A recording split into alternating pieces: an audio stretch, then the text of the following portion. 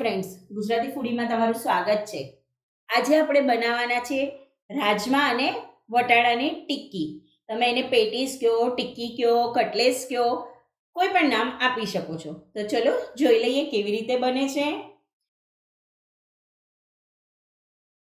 એના માટે આપણને સૌથી પહેલાં 1 કપ બાફેલા રાજમા જોઈશે। રાજમાને મેં આખી રાત પલાળી અને કુકરમાં 4 સીટી કરી લીધી હતી। 1 કપ આપણે વટાણા લઈએ છે। વટાણાને પણ મેં બાફી લીધા છે। અહીંયા આગળ ફ્રેશ વટાણા લીધા છે આપણે। હવે 1 કપ આપણે બાફેલા બટેટા લઈએ છે। આને આપણે મેશ કરી લેવાનું છે। સરસ મેશ થઈ ગયું છે। હવે આપણે એમાં 1 કપ ખમણેલું ગાજર એડ કરીએ છીએ। 1 ઝીણો સમારેલો કાંદો એડ કરીએ છીએ। 1/2 કપ કોથમીર એડ કરીએ છીએ। 1 ચમચી આદુ મરચાંની પેસ્ટ એડ કરીએ છીએ। મીઠું લઈએ છીએ સ્વાદ પ્રમાણે। હળદર લઈએ છીએ 5 ચમચી। ધાણા જીરું લઈએ છીએ 1/2 ચમચી। કિચન કિંગ મસાલો લઈએ છીએ 1/2 ચમચી। શેકેલો ચણાનો લોટ લઈએ છીએ 1/2 કપ। હવે આ બધું મિક્સ કરી લઈએ।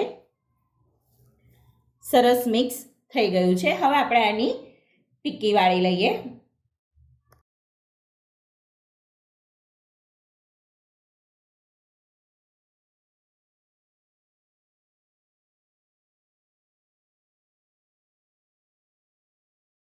એવી જ રીતે બીજી ટિક્કી પણ વાળી લઈએ। હવે આપણે અહીંયા એક પેનમાં 3 ચમચી ઘી લઈએ છે। અત્યારે મેં ઘી લીધું છે, તમે તેલમાં પણ શેકી શકો છો।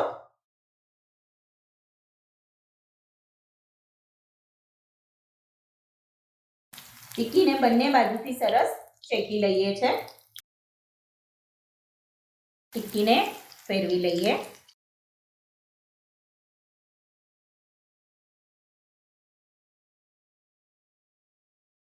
બીજી બાજુ પણ સરસ આવી ગોલ્ડન શેકી લઈએ છે। ટિક્કીને સર્વ કરીએ તો તૈયાર છે સરસ મજાની રાજમા મટર ટિક્કી। મળીએ નવી રેસીપી સાથે। ત્યાં સુધી સ્વસ્થ રહો, મસ્ત રહો અને ખાતા રહો। અને હા, લાઈક, શેર અને સબસ્ક્રાઈબ કરતા રહેજો। Thank you.